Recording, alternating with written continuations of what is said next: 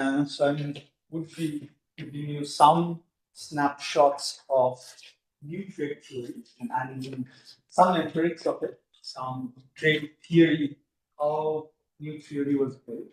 And then today we'll give you bit of overview, not much going into the details. I guess from tomorrow we have much more in details about the theory, about the empirical evidence, about um, other things as well, and finishing with the gender stuff on trade as well as overall gender and for performance. So before I start, let me give you a brief background of what I do. I'm an applied microeconomist.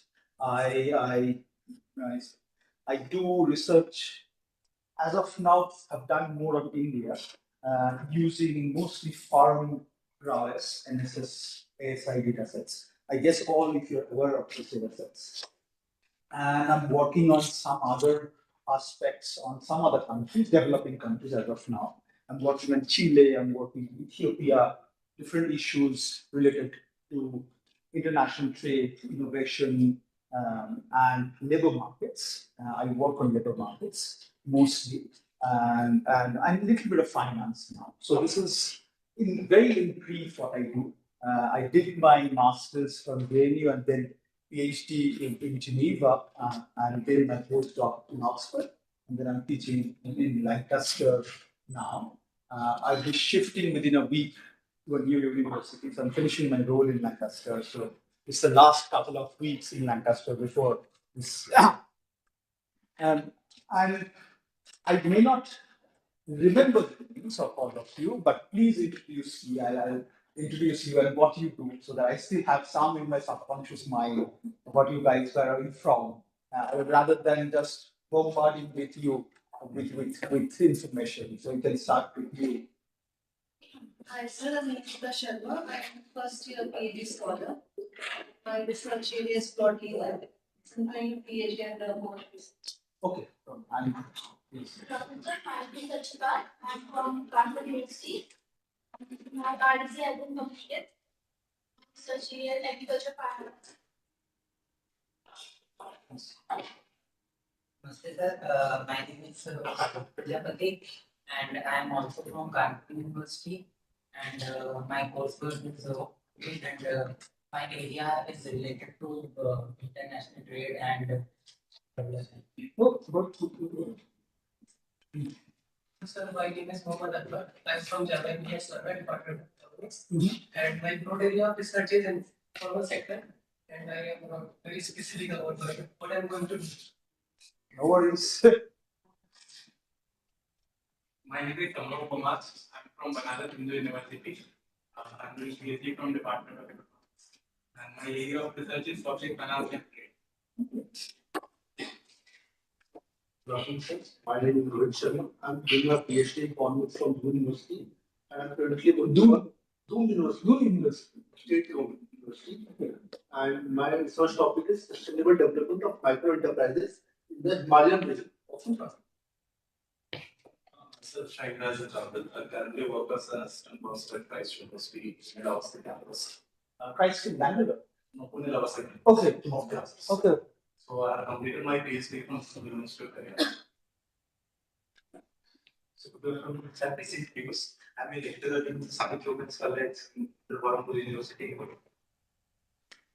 afternoon. My name is Neha Rani, and I'm also in PhD from Muslim University, and my topic is India trade taxes with artists.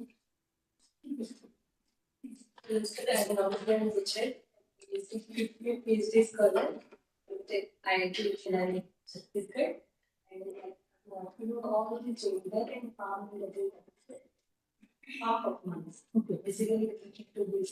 Yes. I didn't work at the moment. I'm from I'm into second year in PhD.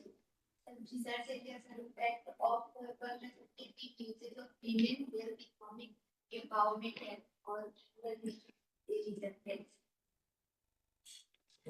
My name is Nikita Dhawan, and I'm from Heterogeneous University. And my research area is health. Hello, sir. I'm Charalika. I am about to enter my fourth year of PhD from Indian Institute of Foreign Trade, Delhi. And my topic of research is working on how to push qualitative product to improve the trade patterns. I'm building a theoretical model and later on I'll be testing it. Who is supervisor in that? Sunita Rajan. Sunita Rajan. She's teaching. About to retire in coming June. Hello, sir. My name is Nadim Arula. I'm about to start my fourth year at IIT Indore, and I'm following your work only. So I'm working on China shop, innovation, and trade. Myself, Mohit Jindal. I am working with one of the Athletic Institute of Engineering in Ghaziabad. And recently I submitted my proposal in IIT Patna for the release. That is on the consumer e-commerce return policy. Good afternoon, sir. My name is Anil Gamija, working as an assistant professor at RKJ College, Karachi. Good afternoon, sir. I am from Aligarh Muslim University. My name is Abhishek. My research topic revolves around regional economic integration in South Asia. My name is Shunali Shetty and I'm from Aligarh Muslim University and my research area is secondary. Good. You have some interest in trade. So let's get on what I intend to do today. So I guess you have done in the morning with how trade theory evolved from old trade theory to neoclassical trade theory. What I'll start with the new trade theory. How the birth of new trade theory happened. When did it happen? How did it happen? So till the 1970s, economists as a whole, especially trade economists, we work a lot with the data. We didn't have much access to big computers to compute some big numbers, also large data sets. We didn't have any such information available. Okay. And HO model, which is, I guess, in the morning you have all gone with the HO, the Hexter-Volume model, dominated the trade economists. What Hexter-Volume model said? Hexter-Volume model said the countries with dominant trade in their comparative advantage industries. I produce something better than you, I will trade in that. If I produce shoes, I export shoes. If I don't produce shirts, I don't import shirts. That was a very, very simple thing of HO theory. But what happened in the 70s when we started having access more to data sets, more to international product level data sets, where how the countries are doing data. So trade, Grubel and Lloyd, Herbert Grubel and Peter Lloyd, and Canadian economist and Australian economist, published a book, Inter-Industry Trade, which showed that the most of the world's trade cannot be explained by nature. What we observe in the data is actually not consistent with what we have. And a lot of trade theories you'll see after that, new trade theory, a lot of new actually evolved from empirical observation. We had first empirical observations, what is happening in the world, then we try to put it into theory. That's a good thing of economics, also a bad thing. We try to always rationalize or put things into theoretical model to logify what is happening in the world. So that was Grubel and Lloyd. They published a book showing that we cannot explain what is the standard definition of HO model, right? And not Olin, Olin's not Hexter. Olin got a Nobel Prize on HO theory. And that theory cannot be explained with data set. So what happens? Most difficulties were, what are the most difficulties I found out? That most of the world trade was intra-industry trade. No intra-industry trade. What is intra-industry trade? Intra-industry trade means that people, I'm producing shoes, I am exporting shoes, as well as I'm importing shoes. That's intra-industry trade. I'm producing clothes, shirts, and exporting shirts, as well as importing shirts. That's what not the HO model theory says. HO model theory says, I have a comparative advantage in producing shirts, so I export shirts. But the data, or the actual data, said that is not the case. We are exporting and importing in intra-industry goods two-way in similar goods. And that's possible. During the 1970s, how do you explain this? And all we understood was HO theory, Ricardo, everything Ricardo Weiner, HOV, Ricardo Weiner, everyone said competitive advantage, absolute advantage matters, but the World Trade data says it doesn't. We trade similar goods. HO and HO, as I said, HO predicts measures inputs, and inputs consist of very different goods, right? Trade, shirts versus shoes versus computers versus chairs, something like this. And most of this inter-industry trade was between nations which I have to have very similar factor endowments. Like I use, for example, if UK is trading with US, they used to have very similar factor endowments. That means they're using very similar amounts of labor and capital in producing 1 unit of similar. If I'm producing 1 unit of shirt, I'm using very similar amount of capital, very similar amount of labor. How do you explain this? It's very difficult to explain this because if I have similar kind of labor and capital, how do I explain producing the same goods? I can, but why do I trade then? Why shouldn't be trading in the similar goods? If I produce the same shirt as you, why should I buy it from you? I would be consuming my own good, right?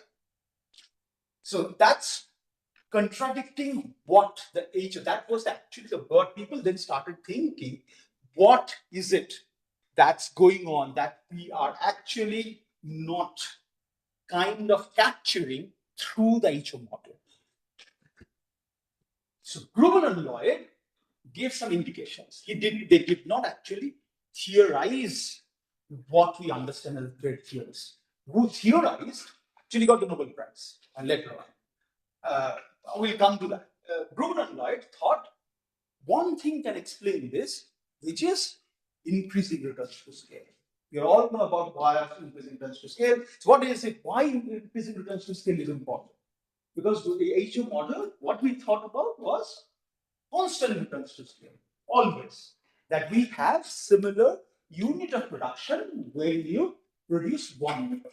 Even if I produce that good 2 units, that means always have similar marginal cost, for example. We always care about marginal cost, right? So our marginal cost doesn't change between the number of production varieties that we produce. It always is constant. That's called constant returns to scale. However, you double the input, double the output, right? So that means marginal cost is not changing at all. That means, if you think of it literally, that means we are not learning from what we produce. That we are not doing innovation. What we do is actually, when we produce one good, then we keep on producing that. We learn the efficient or the least cost way of producing that good, right? But HO model never thought of it. They thought it's always you're producing at the same marginal cost throughout the production process and producing it.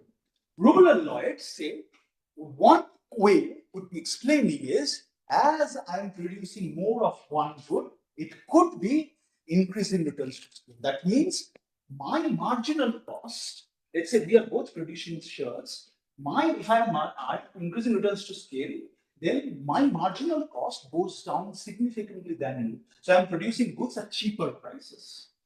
That's why you're buying it from me.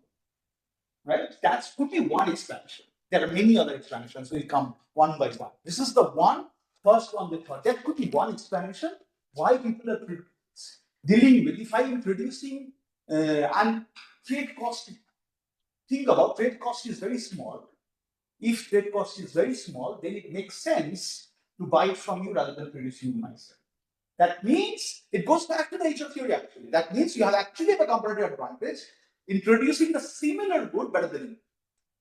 So there is a comparative advantage going on around it. It's not, we are completely discarding comparative advantage. We are discussing comparative advantage, but within the similar. That I am producing a good in a better fashion than you. Because I've learned producing that good over the years in a least cost efficient manner. That's why there's increasing returns to scale. That I have, what happens? Increasing returns to scale means if my marginal cost goes down, what happens? Profit goes down. Very simply, I have more markups, my profit goes up. That's why increasing returns to scale. The more I produce, my goes higher the profit is. To give you an example, can you imagine which kind of firms or companies produce at the least, which firms have the highest profits? You keep on seeing the news. Which type of firms have the highest profits?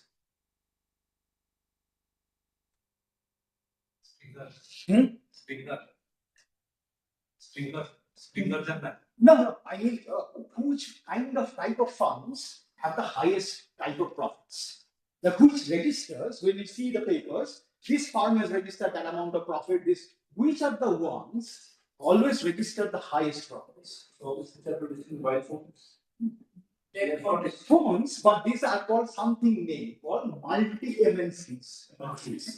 The MNCs always you will see register the highest profit. But why they register the highest profit? Because they are into multiple diverse. That's true. They have a larger market access. But why they can sell at the larger market access? Because they produce the good at the least cost. That's why their profits are high. They are producing a good in the most efficient way. That's why they can sell at multiple markets. They can compensate for all the trade costs because they produce the good as the least possible way that can be produced. That's a very simple economics here. If I can produce the good because I have higher markups, I can sell as many as possible. That's about it. That's why MNCs are the biggest firm. That's why MNCs give more money to their employees. That's why MNCs are bigger firms because they produce at the cheapest that we can, but efficient. Cheapest means not cheap good. They produce efficiently at the cheap possible. They have found out somehow that this is the most cheapest and high quality way you can produce it. That's why the MNCs have increasing returns to scale. So quite a number of, as we are saying, quite a number of non-mathematical economists know about this importance of IIT or intra-industry trade and put forth some informal analysis focusing on IRS, but nobody kind of formalized it. Nobody thought it. One advantage of disadvantage economics, you have to formalize it with a theory model. Otherwise, we don't get to understand what's going on. Okay, it's one way, it's really good because it helps mathematics, helps you understand the logic. Sometimes it gets difficult to portray things to a different interdisciplinary audience, that what's going on in the model. Anyway, the basic idea was simple. Trade occurs when things are made in one nation and consumed in another, right? IRS explains why production of particular goods is concentrated in one single nation than dispersed among all nations. Let's say this kind of shirt, because products are differentiated. Even when we are producing shirts are differentiated. This kind of shirt may be produced very efficiently only by Vietnam or Bangladesh. That's why they're producing. They're very simple. This is, or you have half, let's say, half of this, they produce better by India. That's why they're producing. So that's why it is IRS can only explain why this differentiated goods, similar kind of goods, but if you go down, disaggregate, there are differentiated goods. So this also Gruber and Lloyd said that there is a broad similarity of taste across rich nations that can explain IIT. Because only then, by the 70s, we have data only for the European countries and the US. We didn't have data for developed countries because no one was properly recording data. So only the European countries and US was recording the data, and they found out that because there's a similar, because taste and preference also drives trade, right? The way I'm buying goods is driven by my taste. So because they have very similar taste, that's why the rich nations can explain the IIT because of the similar kind of taste. You please stop me whenever you feel like, whenever something is unclear. I may be going fast. Please stop me anytime you can. And at the same time, you are lucky exactly at the same point in time, Avinash Dixit and Joseph Stiglitz came out with this mind-boggling paper, Love for Variety, in 1977 AER paper, which kind of revolutionized the way we understand IO. Okay, IO got into trade, then it got revolutionized. So what they said was, people prefers, very simple, in one line, that people prefers different kinds of variety of goods.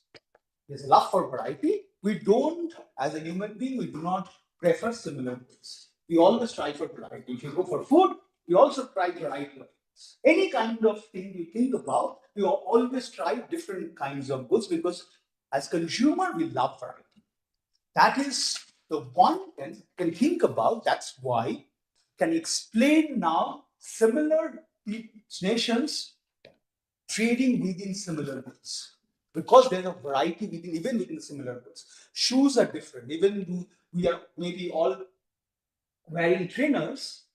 The trainers are different because of their sole maybe depth, because of their sole maybe how thick they are, how much you can jump on the sole. There are very different kinds of trainers, even you are trading in the trainers. So and then what happened was, these guys came in, Paul Krugman, James Panter, Victor Norman, and Nal Hepman, and James Marcuson tried to model this. Model, when you are modeling something, we always try to model, we always try to think things in a general equilibrium setup. Until and unless we think about general equilibrium and what happens in a general equilibrium framework, general equilibrium means I am looking at n set of countries. If I can rationalize my theory, putting a model with n set of countries, then we are actually putting the model in a general equilibrium setting. Otherwise, two countries would be a partial equilibrium operation. Right?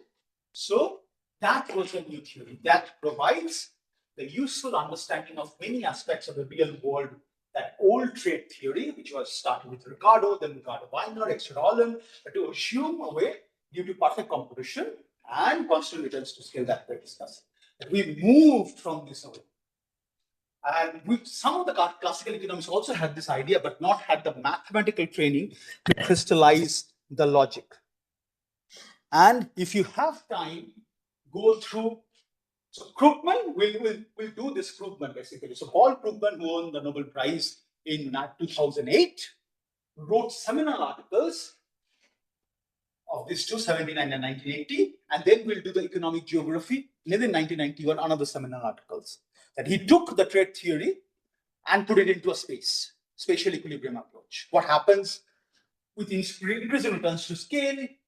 People do trade. What happens in a spatial way? So if you have some time, go through Paul Krugman, Jim Brander. Jim Brander basically. So Paul Krugman will come, but let me give you some heads up. Paul Krugman did it with monopolistic competition. Jim Brander changed it into a oligopolistic competition. The results are more or less the same, but we learn new things.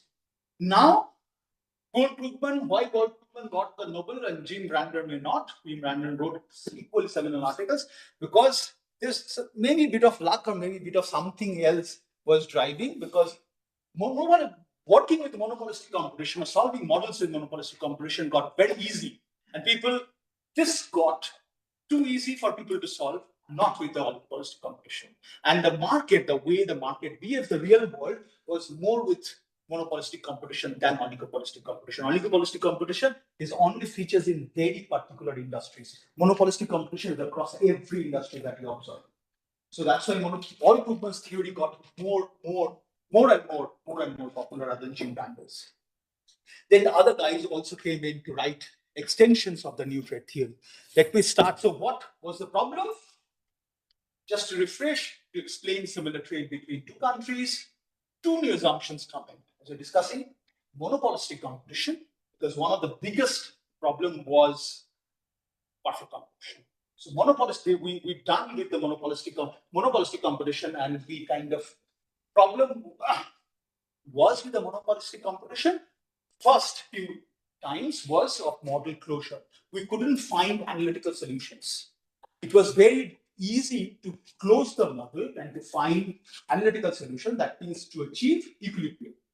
To derive equilibrium was very easy with perfect competition.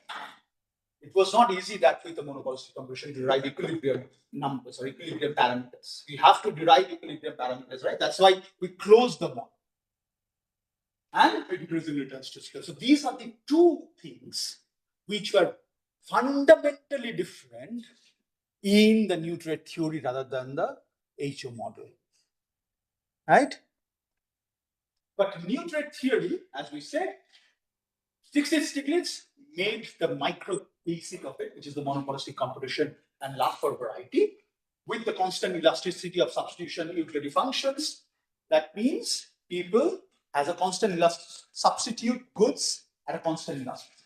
That if I don't use this, or production function as well, the proportion of producing any good of two inputs, let's say capital and labor, becomes constant. That's the constant utility, the constant elasticity of substitution. Krugman changed the market structure. That's the 79 Journal of International Economics paper from his PhD thesis, market structure, monopolistic competition. Each firm produces a differentiated product. Differentiated product means there is some characteristics of these products which are different from it's not really. So I have, if you go back to the theory, that I have certain level of monopoly over my. That's monopolistic competition, right? We have increasing returns to scale. We are facing a parametric demand function. Product differentiation is presumed to be developed from consumer preferences because we have love for variety here. And increased product variety increases consumer welfare. That's one of the key takeaway that we get from Krugman 79, that trade actually increases variety. We do more trade. Why we see lots of variety of different products? Because we do trade. That's why you see one kind of thing has a differentiated products as well, because we have love for variety. That's why we have much more product variety, and that actually increases consumer welfare because we have a love for variety. So that's why. So what Ricardo Weiner, HO model all focus on differences between nations at the source of trade. What Krugman did was geographical concentration of varieties. That they produce different varieties in different nations within the same good. Even within shirts, Bangladesh is producing one set of shirts, Vietnam is producing another set of shirts, India is producing another set of shirts, China is producing another set of shirts. Even within the shirts, we have this concentration of different varieties. That's the monopolistic competition. That's we are bringing in. And obviously, IRS explains why production is concentrated here, because this kind of shirts, maybe Vietnam knows the best way to produce. That kind of shirt, India knows the best way to produce. That's why it's concentrated geographically. Now, there are two things here. One is resource constraint, because one nation cannot make it all. You can imagine the world demand, and Vietnam cannot produce everything for the world demand. There are preferences here as well. Not only Vietnam cannot produce, let's say, this kind of shirt for the entire world demand, it's also maybe I have test to buy this kind of shirt, which produces a lower quantity maybe in Bangladesh, from Bangladesh. I'd like to buy it from Bangladesh, for example. So taste and preferences, along with the resource constraint, is also make some production of unique varieties or differentiated varieties. So each nation, as I say, makes some unique varieties, but some of every variety. So that's why we can see inter-industry trade between similar products and similar countries. Clear? So Krugman 79 basically shows that two identical countries. If you have not read the paper, please read. It's one of the most simply written and one of the most simple mathematics you can find in a paper with mind-boggling implications, policy implications, and real-world implications. It's the most simple mathematics I've ever seen to do. Is his PhD thesis. It's a very, very intelligent guy. Now has become journalist. That's a different point. Shows two identical countries, each with monopolistic competitive industry. could gainfully engage in trade, intra-industrial trade with each other. And gains from trade, so now, what are the gains from trade that we learn? We learn that increased product variety, we have more varieties now, because we are trading with each other, because we have love for variety, this kind of goods coming from that country, that kind of goods coming from the third country, and increased scale of production. So if we have IRS, which lowers the price somewhat, because I'm producing the goods at a lower cost, so I'm charging low to you. So that's why we have two gains from trade from this new model. And the direction of trade, so Krugman did not conclude the direction of trade, which country will produce, export which good, but the total volume of good is determined, that it will increase, the total volume of trade will increase, but who will export exactly what, that is indeterminate in Krugman's model.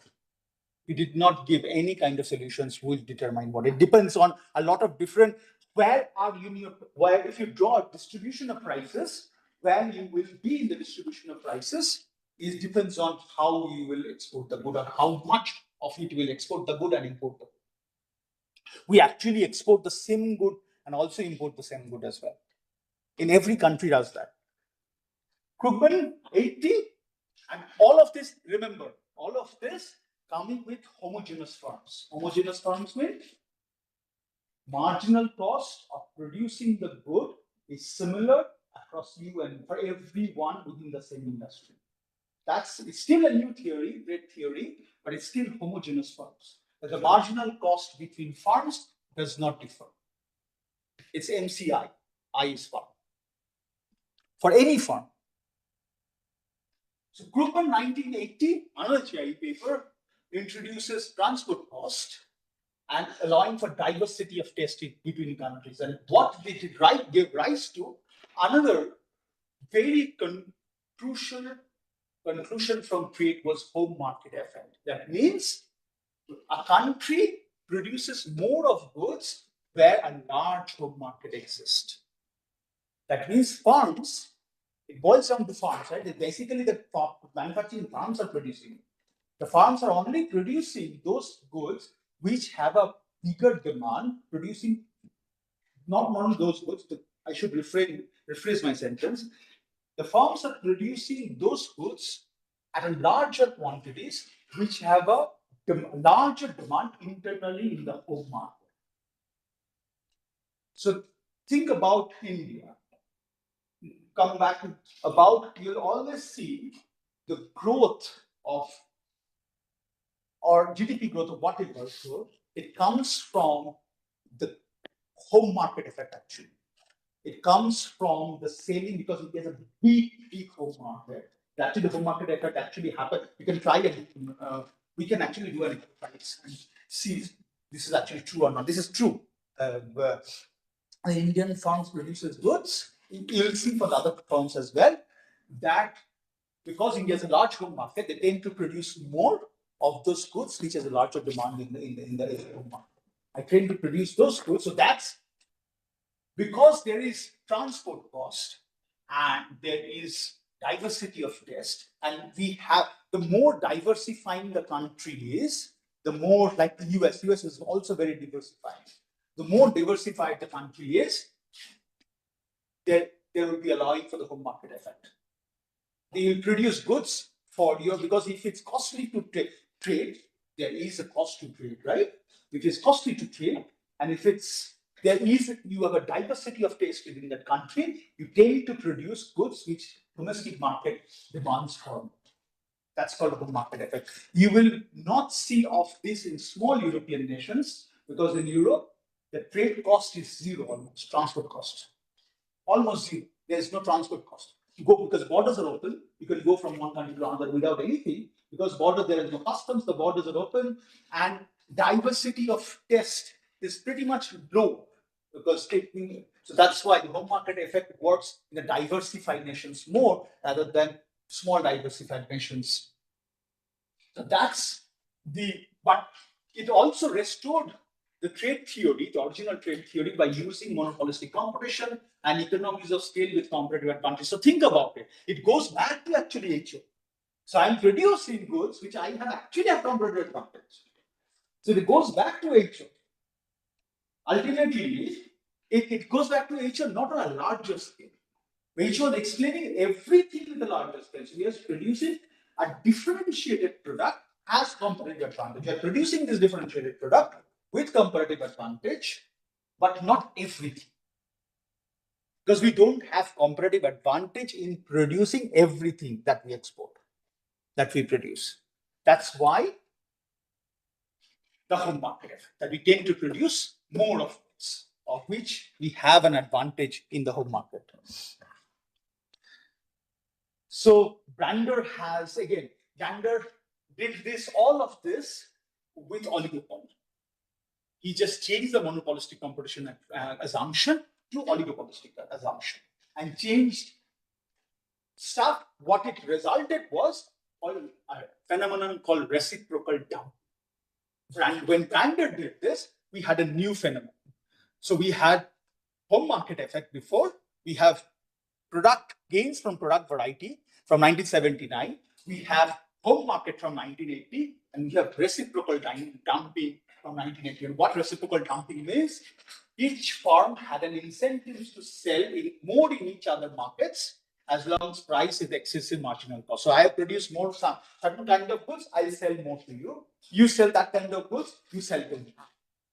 So that's called reciprocal dumping. I'm not pretty, because my price is far exists from the marginal cost, I keep on dumping your markets with the production that I do.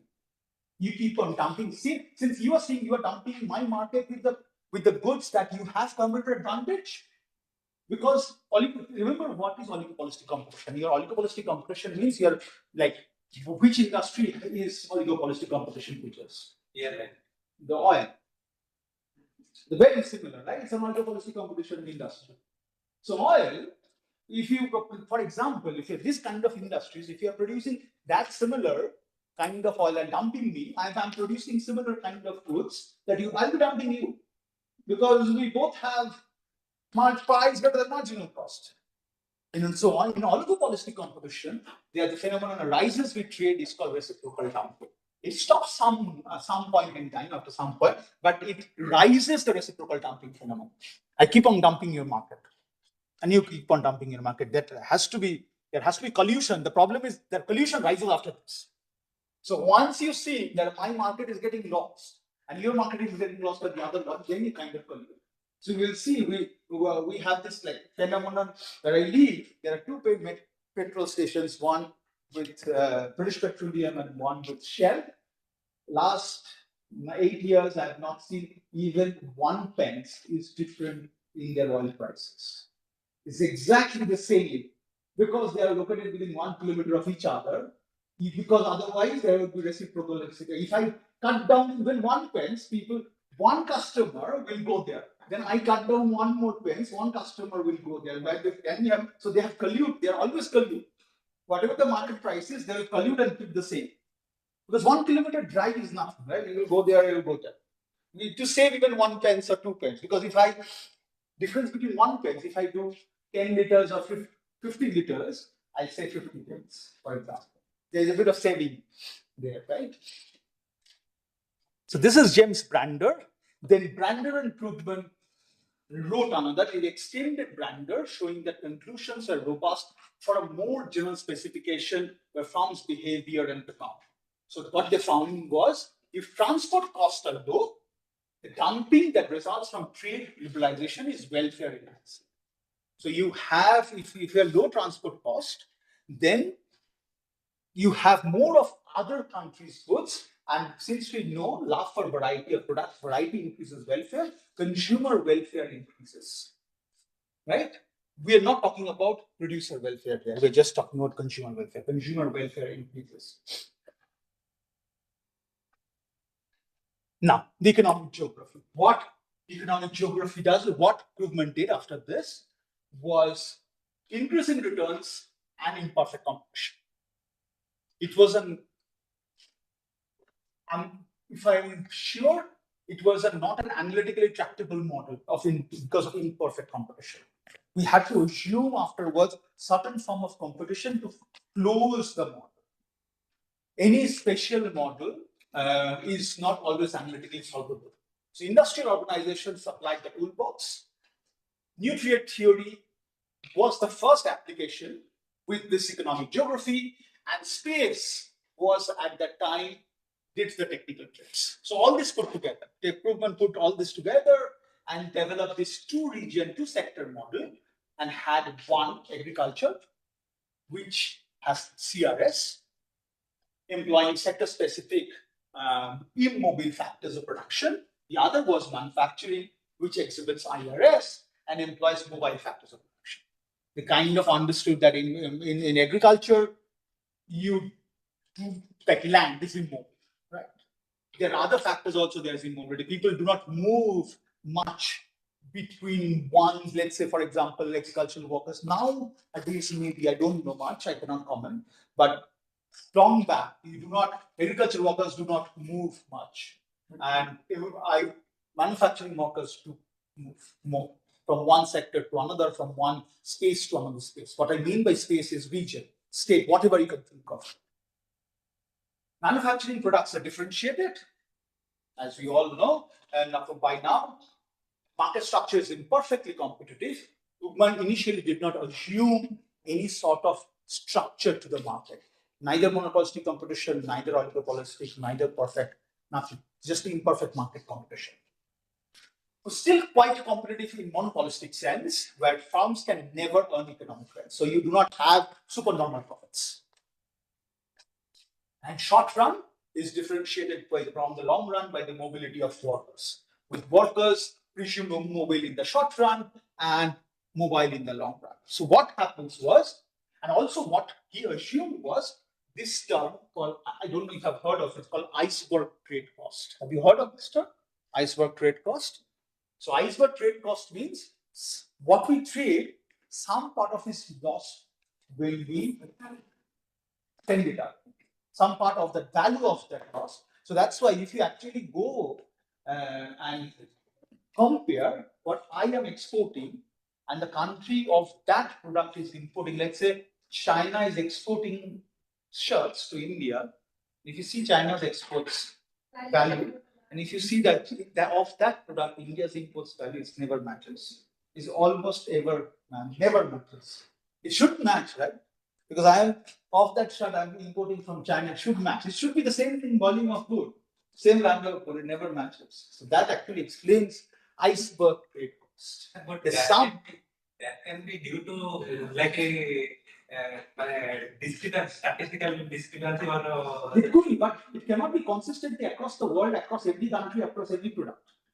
There could be, absolutely. There are statistical discrepancies. The way we record is different, but it cannot be explained everything. And systematically, it cannot explain every product. Right? The other part of iceberg product trade cost, what we think was, because what is iceberg? Iceberg is, what is the feature of the iceberg? We can see only 1/3 of it, 2/3 of it we can't see. So when you actually try to export something, the iceberg trade cost in trade has a cost. When you try to, let's say we have determined 10 units of export of something. We going to export, and then we went to actually export it. So there are so many costs associated with it, we tend to keep our volume down. So that's actually lost in transit that we call it. We cannot explain this, but we call it this iceberg, because one part of the trade cost you cannot see. There's some hidden cost in trade. Maybe there are some, like if you're sending somewhere, for example, in a large container ship, there are no deep ports there. The port, the ship has to stand like, I don't know, 10 miles away from the port. There has to be a separate vessel that brings it, that adds a cost to it. So all these are trade costs. That kind of dissuades exporter not to export, because I cannot pay this cost to do this. I cannot wait for, because the importer's getting this, then sending, because how the trade happens. You export it, and the importer, unless the importer gets it, you are not being paid. The more the trade cost is higher, all this extra barriers coming, the later your payment is. That's a problem. That's why we call it iceberg trade, because that you can't see all of the trade cost that is involved when exporting. There's an interesting experiment. They couldn't conclude actually it happened in the UK, that they provided information to the farms about exporting, which are the farms which do not export. They provided booklet, and they couldn't conclude the study. They just did the first baseline. So they did booklet to the non-exporters saying why export is actually good or not, and what we do. And they observed them for 6 months, and they found out that export has actually gone down. Yes, they did not increase. So because iceberg trade cost is there. So pattern of economic activities and how it evolves over time is determined by the extent of economies of scale, transport cost, percentage of the activities that is potentially mobile. So, for example, if economies of scale in manufacturing are weak, transport costs are very high, then and manufacturing is a small percentage of the overall economic activity, then what you see is economic activities are spatially dispersed. Because there is no economies of scale. When there are economies of scale, we see manufacturing activities are closely linked. Because I derive certain economies of scale from you to understand. So I have a paper now. What I have done in that paper is we have geocoded all the R&D centers in India.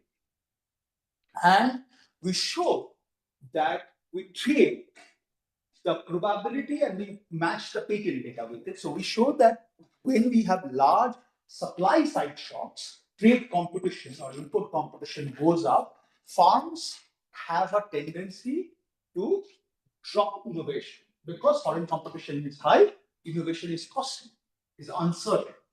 So I don't know if I am producing that good for 5 years, I'm going to succeed or going to have a higher profits in them because there are already markets flooded with foreign goods. So in general, this is true.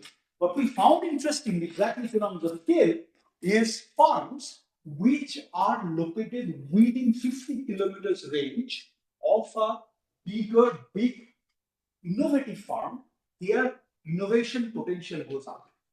Because I'm drawing economies of scale from you. If I'm a small farm, I cannot import, for example. I can ask you to go, you are importing, add 2 more containers to your import. So I can get better goods from abroad. So when you spatially co-locate it, that means you're drawing economies of scale. That's why we get agglomeration economics. When you're in a flight, this becomes very evident when you're in a flight. We go up from a city, everything is very dark. You are 30 minutes away from Delhi, if you are, then you'll see a little bit of lights. You are 15 minutes away from Delhi, you start seeing more lights. You are 5 minutes away from Delhi, you see a lot of lights. That means economies are spatially agglomerated. We tend to spatially agglomerate because we tend to trade with each other because there is also trading going on, right? Not in the perspective of international trade, but there is also farms to farm trade. I buy goods from you, you buy goods from me, that is also trade. And that's why we draw economies of scale from each other. We don't know, there's a resource constraint. We cannot do everything. We cannot know everything of that particular production process, how it's produced, how are goods being imported, how to export goods, because there has to be knowledge diffusion. Only when you have economies of scale, there is knowledge diffusion. Because we learn from each other, that's why we try to tend to be spatially agglomerated. When there is no economies of scale, there is dispersion of economic activity. That's what Krugman said. And that's actually got him the Nobel Prize. Because no one kind of theorized it ever. Then comes Melis 2003. How much time? I'll finish with this. This is the new trade theory. Melis 2003 is kind of another game changer in economic, in international economics, international trade, also economics. Even if you see development economics, before development economics used to be only concentrated in utilizing individual level data, worker level data. Now in development, a lot of development uses development economics, uses farm level data as well. So because what Melis said, Melis did two beautiful things. He merged Krugman with, if you have a chance, look at this article by Hugo Oppenheim in 1992 in Econometrics. So he merged these two articles. Krugman said monopolistic competition with increasing returns to scale, and Hugo Oppenheim said that farms are inherently heterogeneous. That means every farm has different marginal cost of production. MCI, if I write this, MCI before, for Krugman, MCI was like sigma for every I, let's say 1 to n. This is Krugman. Merit said MCI just simply could be sigma I.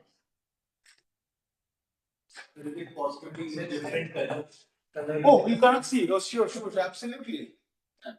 Sorry.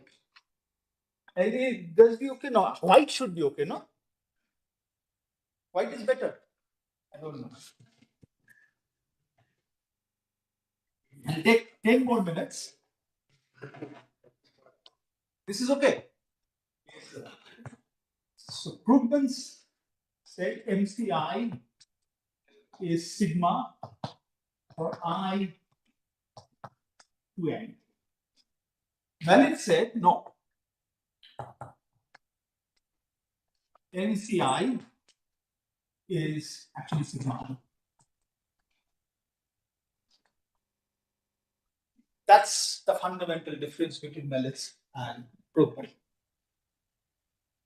Everything remains the same. We have monopolistic competition, we have increasing returns to scale, but he made farms heterogeneous. These changes means everything changes. Every farm is different now. Yes. Right? So key finding, and also like Krugman, these also came from these two gentlemen, Bernard and Jensen's 1996 GIE article, 1999 GIE article, again empirical observations. What they found was that exporters, we'll do an exercise on this tomorrow, exporters tend to be larger than non-exporters. Exporters are more capital intensive, exporters are more productive, exporters are more pay higher wages, exporters differs with the non-exporting firms significantly across every dimension. How this is possible? Then Pellets started thinking, I guess he was during the PhD actually, because this is his PhD paper, main paper, and he was doing a PhD there. He finished in 2003 and he was doing PhD, so we kind of started to theorize. Interestingly, when Krugman was a PhD student, then all these Gruber Lloyd papers were coming out. And Krugman started thinking with these empirical observations. It's very interesting that the empirical observations, they were PhD students and the empirical observations have started coming in during that point in time. And that kept on thinking, why can't we explain this kind of, with why empirical observations are different from theoretical, what we observe in the field. Then he said this. So what is the essence of the Merit's model? And then let me draw the diagram and I'll finish. So all firms are exactly identical, but exposed different. What I mean by, I'll show you what I mean by that. What he means is, just to give you every firm, how do Merit's organize this? So every firm goes into a room, which has a ball of productivity distribution. Now this farm takes out the productivity parameter and sees their productivity distribution. Oh, this is where I am. And then kind of decides what they want to do. But for every farm who is entering that room, there is a sunk cost. So imagine this economical. What does he actually mean? We go, let's say all our farms, we decide to produce one input. The sunk cost is setting up the plant. After we set up the plant, we kind of know actually the cost of what we can use to produce that good. Before, we just have a hunch. We can actually do this, but unless we spend that sunk cost, we don't know at what marginal cost you're actually producing the good or not. Right? That's what the meaning by productivity distribution. So there is a productivity draw. Each firm draws one productivity parameter, and once it is drawn, it doesn't change. There's a lower bound productivity level, and there is, if you are below that, you will exit immediately. And once in all industry incumbents, however productive is a constant, exogenous probability of death. That means there is a probability of exit from the market. If you cannot produce at the most efficient way, you exit.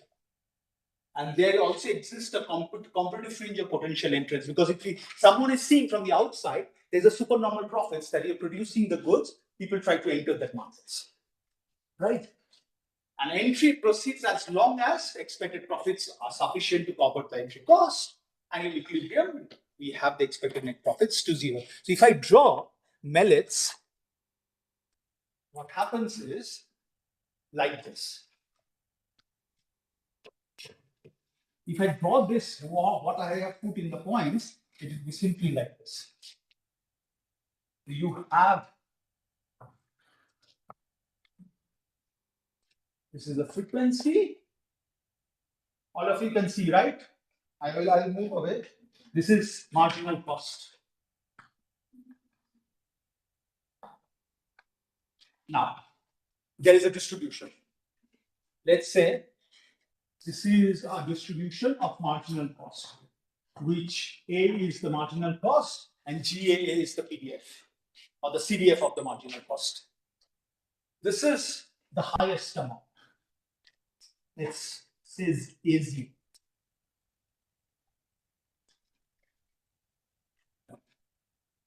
This is the total amount of funds. That's the highest marginal cost.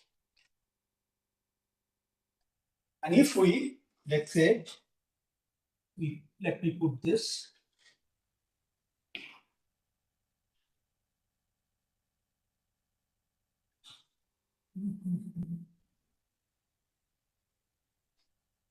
So now if you are here, let me put this ADAX.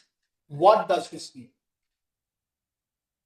So now you draw productivity distribution from a productivity parameter. You go and you kind of realize what my productivity means. Think productivity as marginal cost. This is the amount of marginal cost I'm producing 1 unit of good. If my marginal cost is above this, I'm never producing.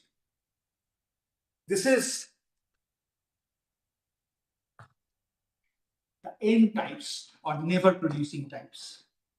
This is the marginal cost of producing, highest marginal cost of producing at the domestic market. See, if my marginal cost is above this, then no one is going to buy from me, right?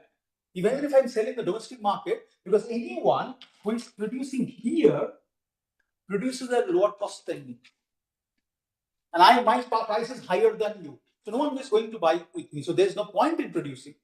Here, that means this one is the domestic price.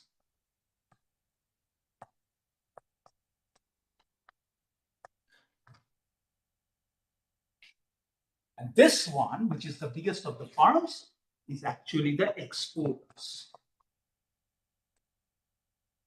So if your productivity distribution is below AX, then you can only export. Because your marginal cost of producing a good is very, very low. You have higher profits, you can, market access is higher, you can sell to higher markets. And this is where you only produce for, but these guys can sell. So all the exporters also sell in the domestic goods, domestic market as well. So these guys can sell here, but these guys cannot sell here. Because if I want to sell here, these guys are going to outperform me. But if I'm going to sell here, these guys are not going to outperform me. So also you see the exporters also have bigger sales even in the domestic market because they're producing goods at a lower cost. So when it's basically divided farms into these 3 types, people going into production function distribution, deciding what the productivity parameter is, realizing that my production or marginal cost why they're not producing? Because my marginal costs are not going to cover the sunk cost of production. That's why I will not produce, because I'm not going to recover my fixed cost of production. If I have a productivity below than this, then I'm going to recover, but I'm not efficient enough to export. This is only where I export. That's why you see a small percentage of firms export actually. And there are evidences of two set of exporting firms. One is self-selection and one is learning by export. I export, when I learn how to export produce goods, then I start exporting. And one is people tend to think that I am good enough, that I have a low productivity and I can export and I can export. I self-select myself to the export market. And most of the empirical evidences have said that the self-selection mechanism works rather than exporting by learning by exporting. And I am already producing goods very efficiently. That's why I self-select myself to the export market. That's what most of the evidence, empirical evidence is like. People. Mhm. Yes. So there are two ways: is self-selection. How do exporters go to the export market? How do why do you export? One is you self-select yourself, and one is learning by exporting. Imagine you can draw analogy for this to any kind of competition that you go in. That I know I'm practicing myself, I'm good enough to participate in that competition, that's I'm self-selecting myself in that competition. Sometimes happens is I participate in smaller competitions to learn about my abilities more and then kind of go into doing more competitions. There are two ways, right? You're practicing at home and you know I'm very good and then going to the competition. So that's what firms are also. I am producing goods at a lower cost. I know I am good. I can produce high quality goods at a lower cost. That's why I self-select myself into the export market. I know I can perform in the export market. And the other one is learning by exporting. I export 1 year, then I know what are the problems, I know what are the costs associated. Then I come back, change my production process a bit, try to innovate, make it more efficient, then go back again export. That's called learning by exporting. That I'm learning through the process by exporting. But most of the empirical evidences that we have, we get about self-selection rather than learning by exporting. It's a self-selection is a method. How empirically can we distinguish between two categories? Oh, yes. So you can see self-selection is basically you will see what the firms were doing before they're participating in the export market. And they are continuously exporting on and on. So there are exporters which are serial exporters. They continue to export. There are non-sequential exporters. I export once, after 4 years, I export once. So that's basically not self-selection. I know I'm going to go to producing market, then I go to the export market, and I'm continuously exporting. Learning like You're self-selecting in the export market. But when you're learning, you are not learning all the things or the tricks in the same year. You come back and do not exporting again for that. I'm learning the process, then you come back in the 5th year. That's basically learning by export. and then you differ. That will differ. Then I can come back again 1 year because a lot of exporters do not export every year as well because they don't tend to export. But people who are self-select themselves, they're inherently good. That's why they self-select themselves in the export market. One more, yes. There are many extensions, three important extensions. One was Bernard, Reading, and Short. They use this heterogeneous model, then in a general equilibrium setup. Farm, country, industry characteristics interact, how trade costs fall when there is trade liberalization in a general equilibrium setup, and what they find is there is simultaneous within and across relocations of economic activity and jobs. So the industries where we have comparative advantage, net job creation happens. In industries which do not have comparative advantage, there is job loss that happens. That's what they found in extending heterogeneous farms model into industry characteristics. Then Melitz-Ottaviano comes. Melitz-Ottaviano says that there is endogenous differences in the toughness of the competition. That when you're selling in different markets, the toughness of those markets are very different. When you're selling, let's say, from Europe, the competition in Europe is very different from competition in US, or say competition in Africa, competition in, I don't know, Australia. So that's why firms strategize themselves. Depending where you are in the productivity distribution, firms tend to self-select again which markets I'm going to serve. Depending on the toughness, if I'm very close in, let's say, to certain other firms from certain other countries, I tend to not serve that market because uncertainty is very high for me. Because I don't know the consumer is going to buy from me or the other ones. So that's the toughness of the market. So that also changes from strategies, how to sell in different markets. The last one, I'll finish. Yes. This one? Oh, this one, what they did was they put the heterogeneous firms in a general equilibrium setup with farm, country, and industry characteristics. When you do that, what they find is there is reallocation of activities across industries in a sense that there is between industry allocation. For example, if certain industries have more comparative advantage, there would be these industries tend to perform better, and there will be worker mobility from those industries to other industries. There will be net job creations because I'm doing good. Those, let's say, the 100 firms in later industries are doing good. So what will happen is, and the other, let's say, for example, I don't know, producing trucks is not doing good. India is exporting not good trucks. So what will happen is, this I'm giving far example because this characteristics are very different. For example, shirts with shoes. Let's take this example.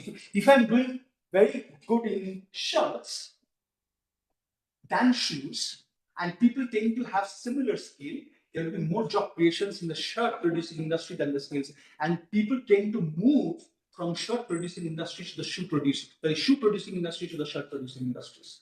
So there will be net job creation in the comparative advantage. The industries where we produce good at cheaper cost, these industries tend to grow more. Firms tend to grow more rather than other firms of other industries where we do not produce goods at comparative advantage. Automation can change this thing. Automation depends on which industry you are in. If you have more comparative advantage, then more automation in that sector. Yes, but the general effects are not clear. So if you want to read, Ajay has an article very recently. Ajay who is the recent Nobel Prize, one of the recent Nobel Prize winners. Ajay said if the effects are not very clear. If you see general equilibrium, partial equilibrium, automation leads. But if you're thinking of a long run overlap generation model with a general equilibrium approach, the effects are not very clear. Still not clear with AI. We are tending to, what Ajay says, we are over jumping the step, thinking automation will take all the jobs. It's not clear. For example, if you think about, it's similar like the battery cars. If you think about battery cars in a general equilibrium setting, we really don't know that we are actually saving. The cost is going down because we do not always include the disposal of the battery cost. If you include the waste of the battery cost, when the car is there, we do not, if you don't include that, we are not very clear that the production of the saving of the environment with the wastage, we put this everything together in a general equilibrium setting, we are not very clear. We are actually doing it correctly or not. So many things seem very easy in a partial equilibrium approach, but as an economist, we think in a general equilibrium style, right? We have to put the entire production process into mind. With the inputs and the outputs, everything, then things become very unclear. To write articles in the newspaper is absolutely clear, but not in a paper. Right? And the last one is Bernard, Reading, and Schott. This is more or less where the big papers of Mellitz kind of end. So what they do was, they say that not farm has a separate marginal cost. Most of the farms that are exporters are multi-product farms. You know what multi-product farms is? The farms are producing more than one product. These are called multi-product farms. But even the farm has different marginal cost for each product. That's what they say. That even because a lot of farms has, even the multi-product farms, so most of the farms are multi-product, but each of the farm has one or two core product, we call it. The farms produces the best. Rather than the other set of products are called peripheral products, which I don't produce the best. Our core products is basically empirically, you can think of, it is the 60 to 70% of your sales is driven by one or two products. These are my core products, which are produces the best. So in those products, so what they argue is these two products or one product has a separate marginal cost rather than the other products, which makes sense, absolutely. Because that's why I'm doing it. I am producing that product more and I have more competence in that product. And that's because I'm doing it the best. Because my things of not doing the others, because I'm not doing that good. That's why those are my peripheral products. So that's marginal cost of those products are very different from the marginal cost of those products. But you have more or less similar conclusion. Findings are very similar. It's just that they are deriving, like setting up the model are very different. Right. So this is more or less new theory. What we will do tomorrow is we'll start with looking at why farms are very different, some empirical observations. Then we'll do three models a bit in detail. One is the millets. I'll give you a snapshot of the millets, but give you some more. There's one more model again, which I didn't cover today, in interest of time, called Eaton and Cook. So it is exactly similar point in time. They came out in 2003. Both came out in Econometrica.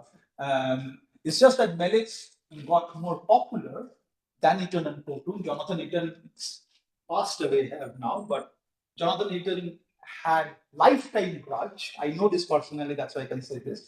He had a lifetime grudge that why my model didn't become popular at the same point in time, at the same journal it came out. It's just because their model was not analytically tractable. The distribution, we'll see, the distribution they assumed to solve the model was very difficult to kind of conceptualize. So when it's had Cantor distribution, which is very similar, and we had Frechet distribution, which is very difficult. Maybe they have quick distribution. Huh? Maybe distribution Was Pareto distribution, and there were Frechet distribution. Economists are Goila content with Pareto distribution. Yes, most of them. It's very easy to solve the things in Pareto distribution. And the other one was Melitz. So we'll do this three, and then we'll have some tutorial. You have your laptops, right? So we will do some tutorials tomorrow as well. Get some hands-on with the data. Yes, please. Can you please tell me when a person or an economist works on a theoretical model? Considering it's not always easier to imagine or conceptualize when I'm presenting something, how to make it acceptable for the world to understand what is something which I am thinking about? Does it always have to come along with an empirical practice? No, not at all. Most of the theory never had empirics. But in India, the people actually don't opt for theoretical modeling, considering it's very, but we not we are going to something. So it differs. So, for example, it differs. I cannot say about India, for example, because I don't have the experience. I did my master's, and that's about it. And I don't get it. When I actually did my studies, I really don't have any exposure to how the academic market or the supervisors. But in general, what I've seen, theorists. So my supervisor is a theorist, straight theorist, and he's a student of Roorkee.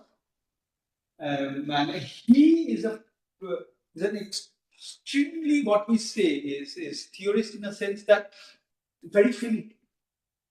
So if you are, so my main paper in the PhD thesis had a theory and an empirics. But he first wanted to put me the theory and empirics. No, this is not.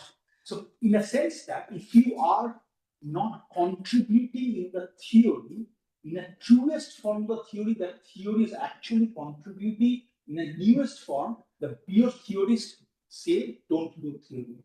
My supervisor only said to me that do empirics, don't do theory being a theorist, because in theory, it gets very difficult to publish in the top journals because theorists are very finicky.